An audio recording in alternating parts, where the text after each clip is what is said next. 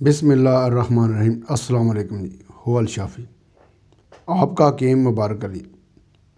आज का हमारा मौजू है इल्म तिब और इस वीडियो में हम बात करेंगे सांस की तंगी की, खुशक खांसी की, तपेदिक की हालत की, गले की सोजिश की और सीने की सोजिश की, सीने की जकड़न की।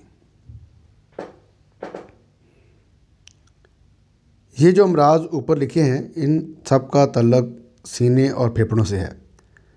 सांस की नाली में और फेफड़ों में अगर बलगम जम जाए या बलगम की ज़्यादती हो जाए तो ऊपर बयान करदा अमराज जन्म लेते हैं। गले की सोजिश और खुश्क खांसी आपको किसी महफिल में बैठने के काबिल नहीं छोड़ती।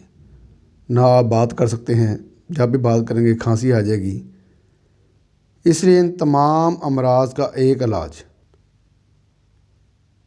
शरबत अजाज़ लसानी वालों का ले लें, हमदर्द वालों का ले लें या अजमर वालों का ले लें,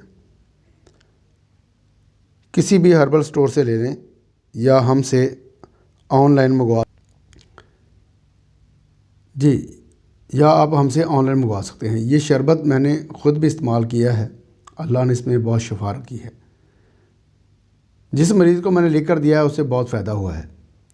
इसके इस्तेमाल का तरीका ये है कि नीम गर्म पानी का एक गिलास ले लें, इसमें 2 चम्मच खाने वाला बड़ा चम्मच होता है शरबत अजाज़ मिला लें और पी लें। एक दिन में कम से कम 3 मरतबा या कम से कम 2 मरतबा दोहरा लें।